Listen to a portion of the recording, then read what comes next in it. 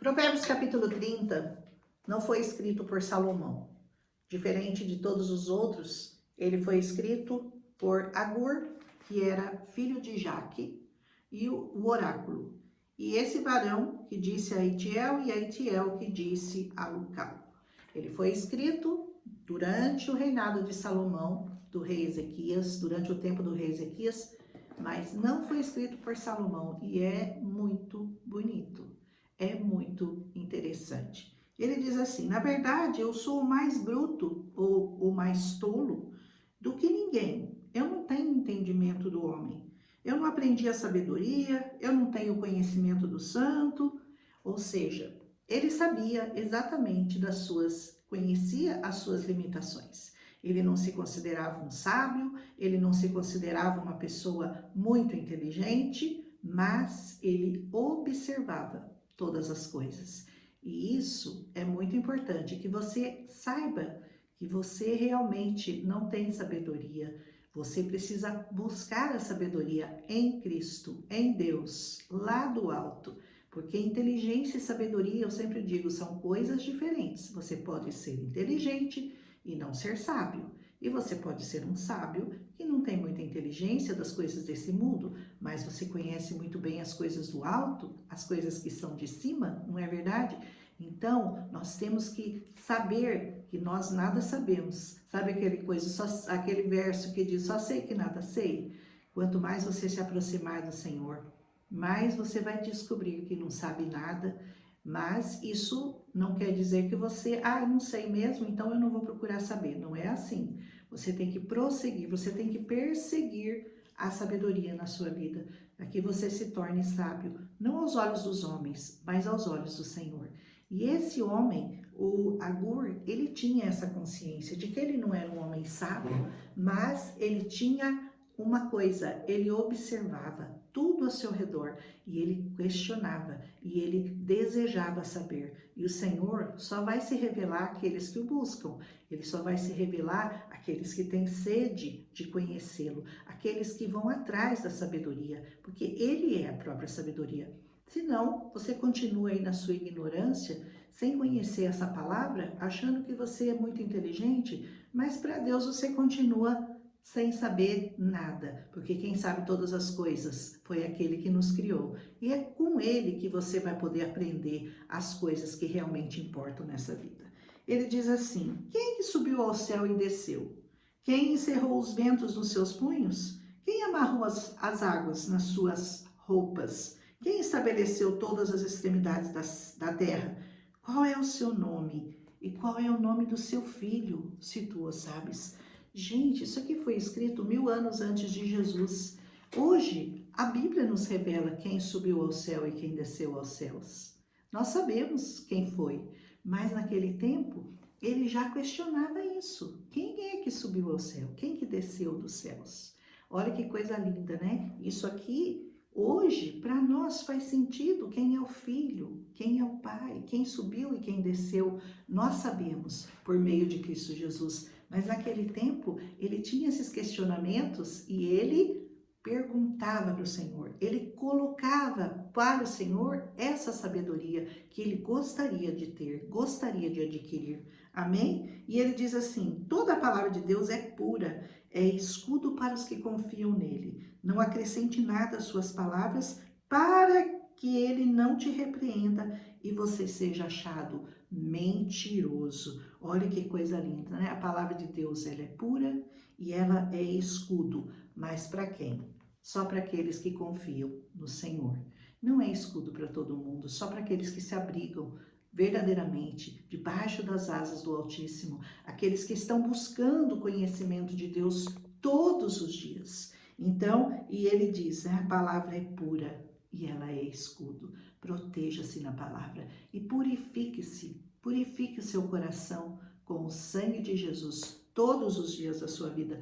E cuidado para você não acrescentar nada. Quando você não souber alguma coisa, você fecha a sua boca, você se cala e fala: olha, eu não sei, eu só posso saber o que Deus deixou eu saber. Eu não posso entender Deus completamente, eu não posso saber todos os mistérios da palavra de Deus.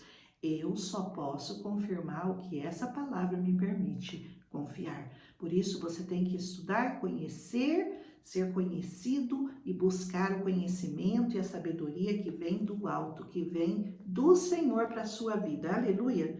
2 coisas eu pedi, não as negue antes que eu morra. As 2 coisas que ele vai pedir ao Senhor.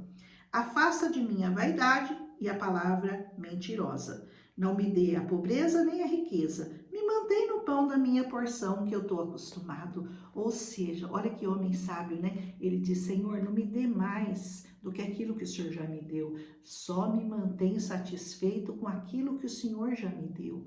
Eu não quero almejar muita riqueza, porque daí eu vou ficar soberbo, aí eu vou achar que eu não preciso do Senhor para minha vida, mas também não quero ficar pobre, para que as pessoas olhem para mim e falem, mas ele não serve ao Senhor e está aí mendigando o pão. Então, nem um extremo, nem o outro extremo, nem riqueza demais para que você se afaste do Senhor e nem pobreza demais para que você precise envergonhar o nome do Senhor e ficar mendigando o pão de cada dia. O Senhor te mantém, ó, na sua porção e feliz com aquilo que o Senhor te dá a cada dia. Aleluia! Para que porventura, se eu tiver farto, eu não te negue, eu diga, quem que é o Senhor? Se eu tiver com um monte de dinheiro, eu vou falar, quem que é o Senhor?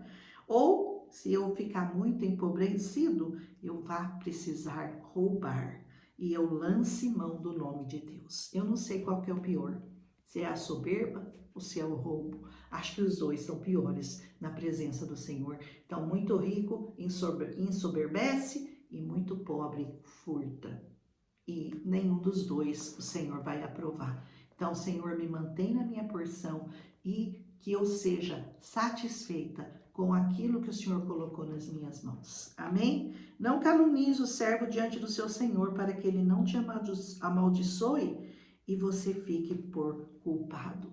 Cuidado com a calúnia, cuidado com o que você fala das pessoas, principalmente se a pessoa trabalha para aquela pessoa e ela vai acabar perdendo o emprego dela e ela vai acabar sendo prejudicada por causa da sua calúnia, por causa da mentira que você falou contra ela para puxar o tapetinho dela, para você ficar no lugar dela. Não calunie, porque Deus vai vir atrás daqueles que fazem o mal propositadamente. Amém? Há uma geração que amaldiçoa seu pai que não bendiz a sua mãe. Se você não honra seu pai e sua mãe, você está correndo o risco daquele mandamento que é o primeiro seguido de promessa, né? Honra teu pai e tua mãe para que se prolonguem os seus dias sobre a terra. Você quer ter vida prolongada nessa terra? Então comece a honrar seu pai e sua mãe. Não fique jogando seu pai e sua mãe num asilo e não vai nem lá visitar e não quer pagar e quer vender a casa do pai e da mãe para ficar com o dinheiro, quer sua herança antes da hora. Cuidado, honra seu pai e tua mãe todos os dias da sua vida, porque um dia você vai estar no lugar deles e você vai precisar de quem cuide de você. Amém? Há uma geração que é pura aos seus olhos e que nunca foi lavada da sua imundícia. O que significa que ela é pura aos seus olhos? Ela mesmo se julga, ela fala assim, eu sou bom, ixi, eu sou uma belezinha, eu sou bonzinho. Quando você se julga você mesmo, você não é o rei, você não é senhor para você mesmo se julgar. Você tem que se julgar na presença do Senhor. É o que o Senhor pensa do que você faz. É o que você faz, se está de acordo com essa palavra ou se está em desacordo com essa palavra. Se estiver em desacordo com essa palavra e você se julgar inocente e você, na verdade, é culpado, você não pensa que vai escapar do juízo do Senhor.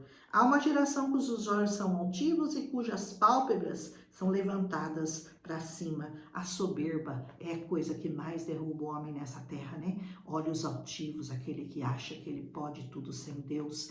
Esse está fadado ao fracasso. Há uma geração cujos dentes são espadas e cujas queixas são facas para consumirem na terra dos aflitos e os necessitados entre os homens. São os exploradores, são aqueles homens que não têm medida e que fazem mal ao pobre, que vão lá e arrancam dele até o último centavo, que cobram taxas, que cobram impostos, que fazem com que o pobre viva na mais profunda pobreza, para que ele possa viver uma vida de luxo. Então, ai deles, né? Eles têm dentes como espadas afiadas. A sanguessuga tem 2 filhas, a saber, Dada. Essas 3 coisas nunca se fartam e a quarta nunca diz basta. Quem são as filhas da sanguessuga? Primeiro, a sepultura. A morte, ela nunca se farta. Me dá mais, me dá mais. Mas já morreu 1 milhão. Não, mas me dá 2 milhões, eu quero mais. A morte nunca se farta. A mulher estéril, a madre estéril. Você tem que lutar sempre no Senhor para ter filhos, porque o Senhor nos criou para nós reproduzirmos. Então, se você tem algum problema, se você não consegue ter os seus filhos, você deveria procurar o Senhor. Você deveria pedir ao Senhor que abra a sua madre, porque o Senhor tem poder para isso. E se você não conseguir realmente ter filhos, você pode ter filhos espirituais. Você pode gerar filhos no espírito para Deus. Não são só filhos de carne que nós temos que gerar. Nós temos que gerar filhos para o reino de Deus. A terra que não se farta da água, porque a terra sempre necessita da água para dar o seu fruto, para dar o seu alimento. A terra nunca se farta da água, ela sempre vai precisar de água. E o fogo, ele nunca diz basta, chega. O fogo, ele consome uma floresta e ele fala assim, não, só até aqui, agora eu não vou queimar mais. Não, ele nunca se farta, o fogo vai consumindo tudo que ele vê pela frente. Os olhos que zombam do pai ou desprezam a obediência da mãe, os corvos do ribeiro os arrancarão e os pintões da águia os comerão.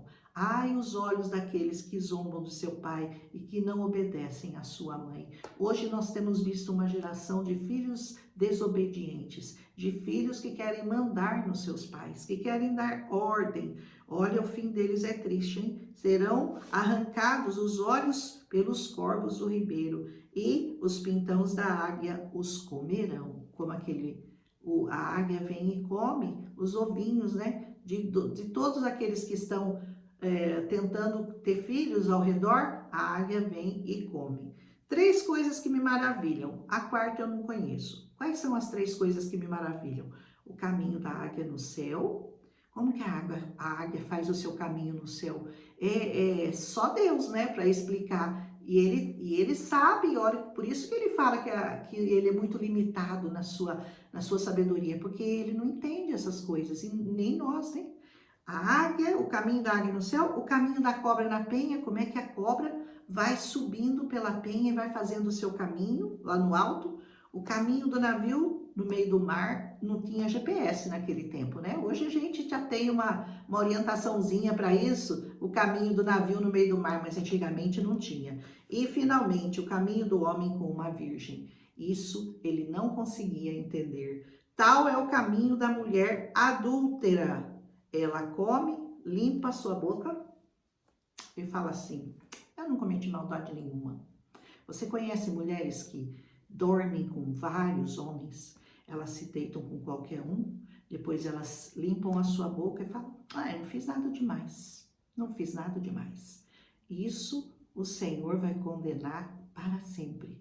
A mulher nasceu para ser de um só homem, para se casar e para ter filhos com ele. E isso é uma regra que a sociedade está tentando quebrar, está tentando violar, mas os princípios dessa palavra nunca vão mudar. Essa mulher vai acabar um dia acordando com um sentimento de muita impotência, um sentimento de ter sido usada, um sentimento de tristeza, de vazio, de opressão, de depressão.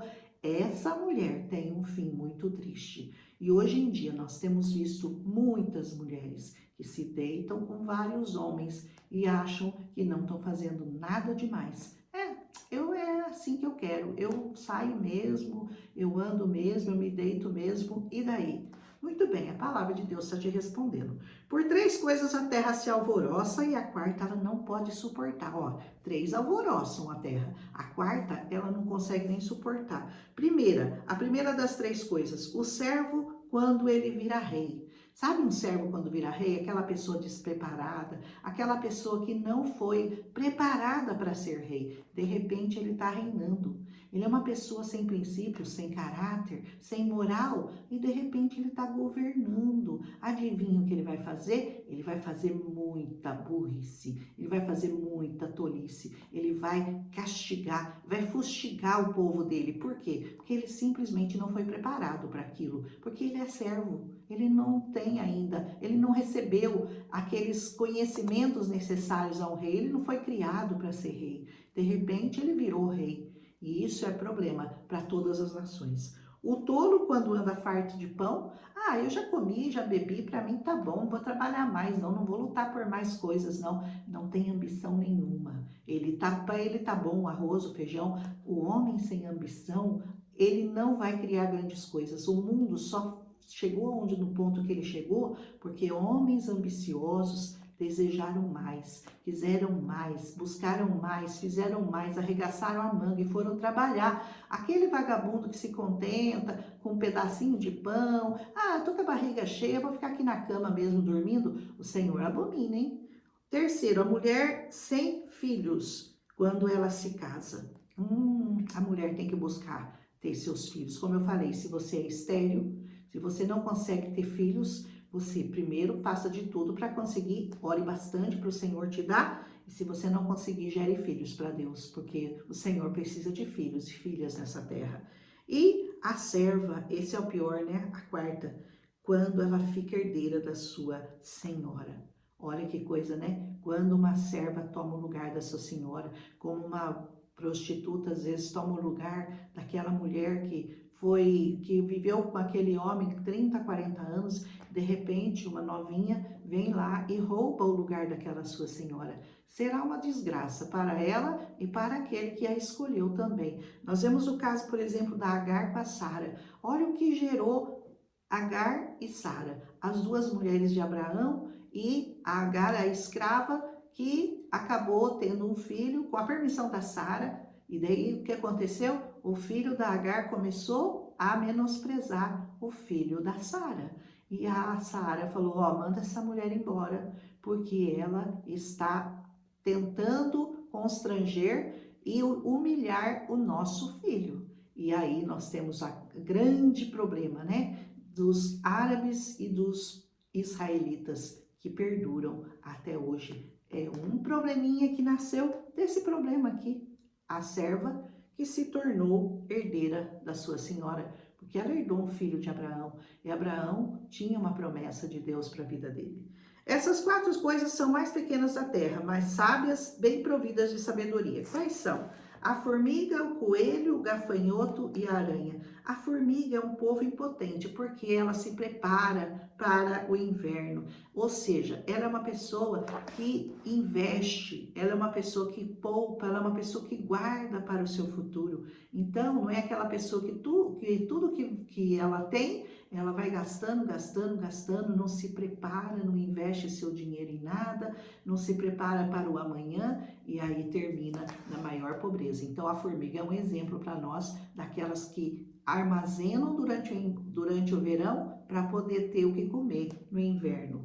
Os coelhos são um povo débil, contudo fazem a sua casa nas rochas, ou seja, eles usam de sabedoria. Eles são debilitados, eles são fracos, mas eles se abrigam lá em cima, eles vão lá para o alto da penha para se proteger. Você tem que se proteger também no alto. E quem é o Senhor? É o que está no alto, é o nosso Deus. Proteja-se nele, faça sua casa sobre a rocha, edifique a sua casa como os coelhos e edifique lá no altar do Altíssimo, e assim você estará protegido. Ainda que débil, você estará protegido. Os gafanhotos, eles não têm rei, contudo eles saem e eles se repartem em bandos. O gafanhoto, quando ele ataca, ele acaba com a plantação, e eles não têm força nenhuma, mas juntos, unidos, assim é a igreja de Cristo, né? Quando ela se une em oração, quando ela se une verdadeiramente, ela derrota o nosso grande inimigo. E a aranha que apanha com as mãos e está nos passos do rei. A aranha fica ali, né? Protegendo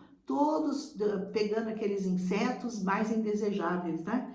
Há 3 coisas que têm um bom andar. E o quarto passeia muito bem. O leão, o cavalo de guerra, o bode e o rei, a quem ninguém pode resistir. O leão, porque nós sabemos que ele é o rei da selva, ele ruge, e com seu rugido ele afasta o inimigo, ele assombra todos aqueles que se levantam contra ele. O leão é um símbolo até usado para o Senhor Jesus, ele é o leão da tribo de Judá, e o rugido dele afasta o diabo da sua vida. O cavalo de guerra, porque ele é bem cingido nos seus lombos, né? Apesar dele não ser tão poderoso, mas os ombros estão cingidos. A palavra de Deus nos ensina a nós cingirmos os nossos lombos com essa palavra. E aí você vai ser um cavaleiro de guerra do Senhor. O bode também. Por que o bode? Porque o bode anda de cabeça empinada. O bode, ele vai em frente, vai derrubando tudo, ele não tá nem aí. Ele pode não ter a força necessária, mas ele nunca baixa a cabeça. Ele empina a cabeça e vai e luta com todas as suas forças. E o rei, a quem ninguém pode resistir. Ninguém pode resistir à ordem do rei. Quando o rei der uma ordem, você vai ter que obedecer, né? E outra coisa, versículo 32, se você obrou loucamente, elevando-se, e você imaginou o mal, põe a mão na sua boca.